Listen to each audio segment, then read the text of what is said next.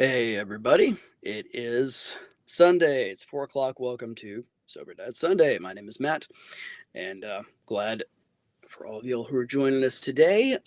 This is a discussion that is for everybody. You don't have to be a sober person, you do not have to be a dad, and since these things are archived, you don't have to be watching on Sunday. Uh, it's called Sober Dad Sunday because I'm a dad. I'm a sober person who's been in recovery for just over 2 years now, hit 2 years on Monday. And just decided to have these weekly web chats just to talk about some stuff, throw some questions out there, and see you also interested in the conversation. Appreciate you guys that joined us last week. We are halfway through January. So how's it going with New Year's resolutions? Is anybody doing a dry January?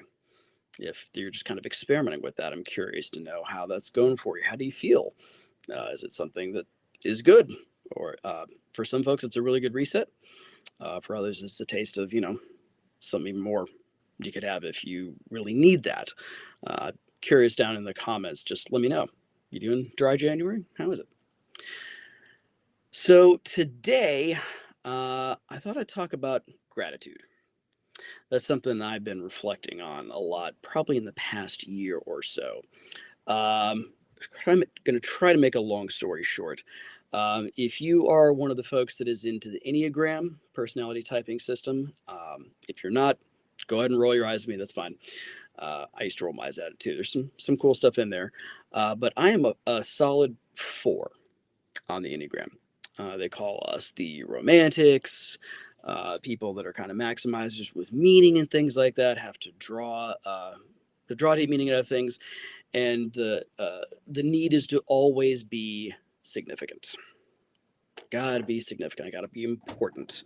Uh, for me, it's like even achieving or doing stuff, getting degrees, whatever. It's also I can feel important. That's kind of the 4 part of me. So in engaging in spiritual direction, and also just in recovery work, just ask some deep questions about why do I need to feel significant all the time, and is there a better way to go about some of this stuff? Because ultimately, it's one of those things you just keep chasing over and over again. Even if I do something well or I get some attention for it, it's always sort of there's the shadow side of it that's like, well, that it's like imposter syndrome. Well, this thing isn't nearly as good as somebody thinks it is, or oh gosh, I'm gonna have found out this time that I'm really not as smart as they think I am, or significant, or whatever, or just being jealous of people who, in some way, are very significant to other people. So, in doing spiritual direction, I started thinking back through about what have been the really great days in my life, the times that I've really just cherished and just felt best. And I started thinking about some more recent things. From the time when I was engaged doing chaplain work in a hospital.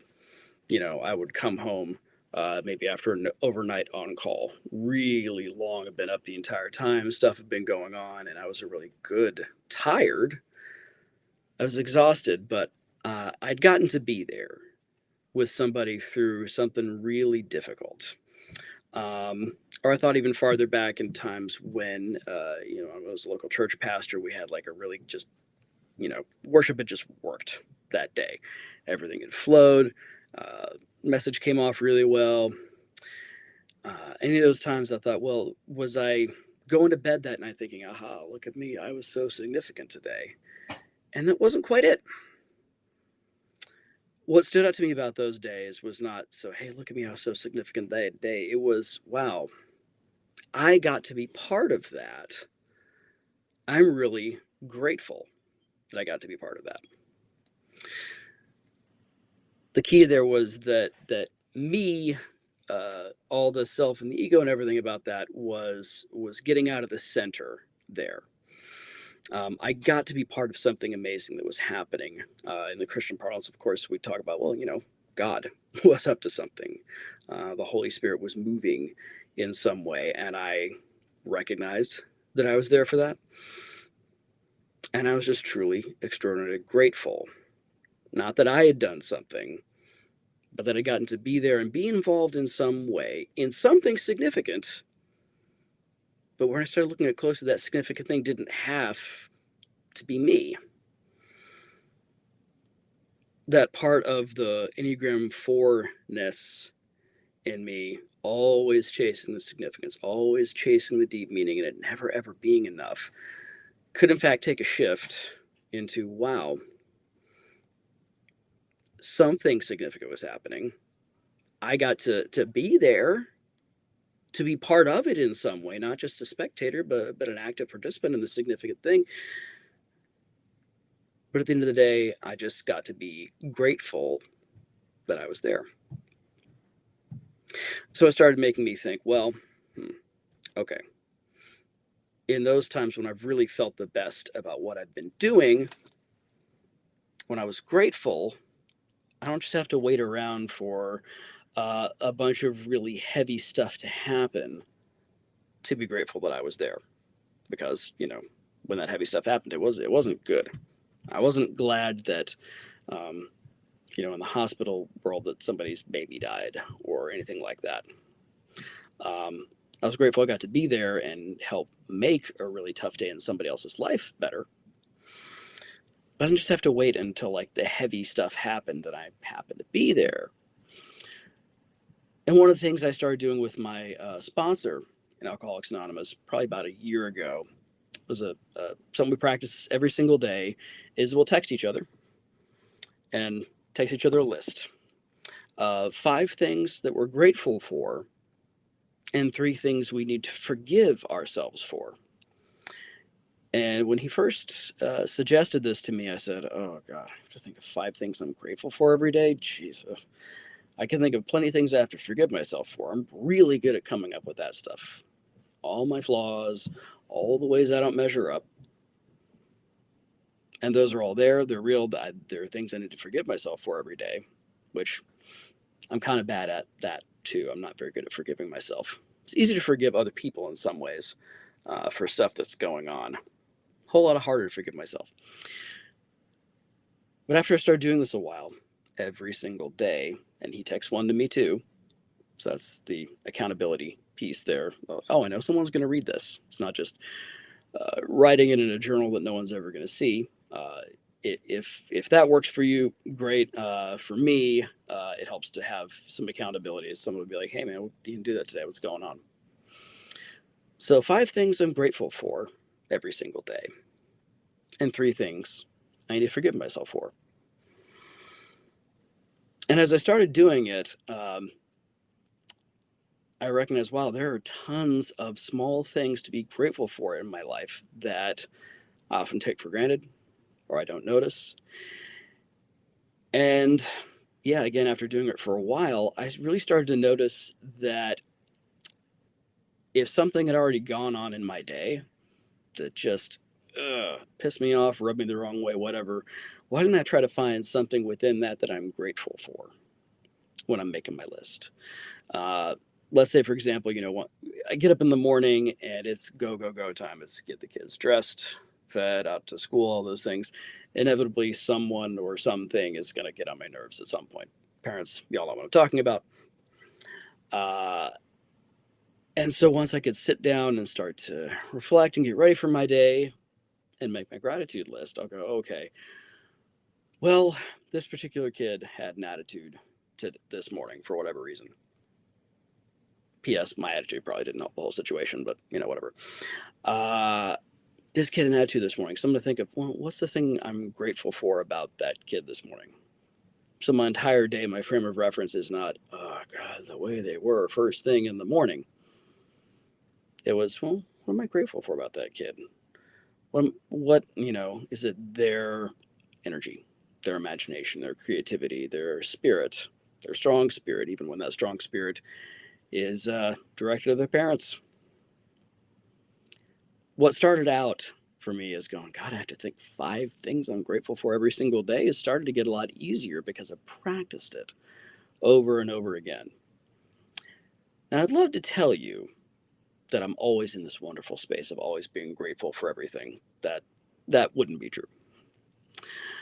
But even on days when it seems like everybody's having an attitude, again, it's probably more likely me that's having it, but it seems to me like everyone else is having an attitude, I can sit down there and start to tap out that list and think of the 5 things I'm grateful for. And it doesn't take nearly as long. And as a matter of fact, as I go about my day, I start to notice all the stuff that I wouldn't otherwise notice and go, wow, that's amazing. I get to be part of that. I get to have that in my life. I get to be sometimes even adjacent to or a spectator to something else really cool that is going on that I'm glad is there in the world. And I'm grateful. That's been really huge for me in my recovery. If you've ever done recovery stuff, step work, you know that resentment is a huge thing. Easy just to blame all the things that are wrong in your life on everything else, get resentful. It's that person's fault. And if this person wasn't such a jerk and a drag in my life, I'd be so much better off. That's an easy story to tell yourself. And resentments are a great way back into the bottle or into whatever else that has gotten control over you. Instead of giving more oxygen to those resentments, I've started trying to notice the other things that I'm grateful for. Doesn't mean those resentments aren't there anymore. It means they do seem a lot smaller because they don't get nearly as much bandwidth in my life.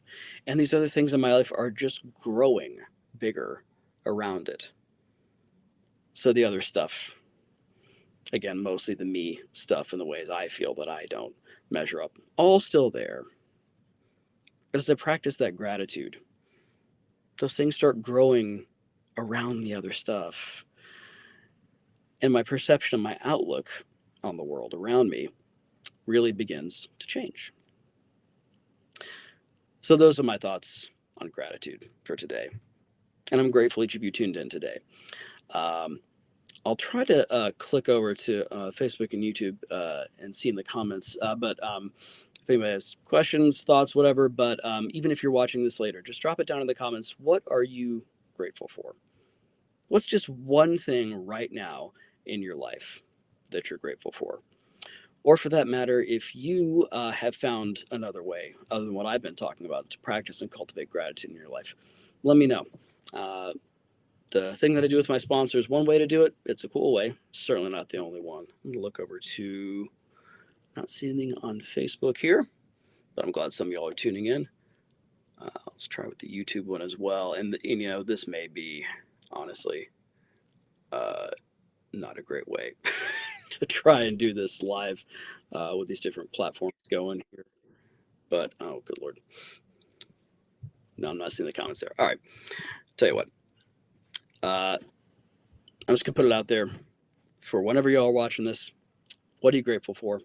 How do you practice gratitude in your life? And how do you cultivate more and more thankfulness for all the little things around you that you don't normally notice? Thanks again for tuning in, everyone. Hope you all have a great rest of your week. We'll see you all again next time, Sunday, 4 o'clock Eastern, for another Sober Dad Sunday. Until then, take care. Bye.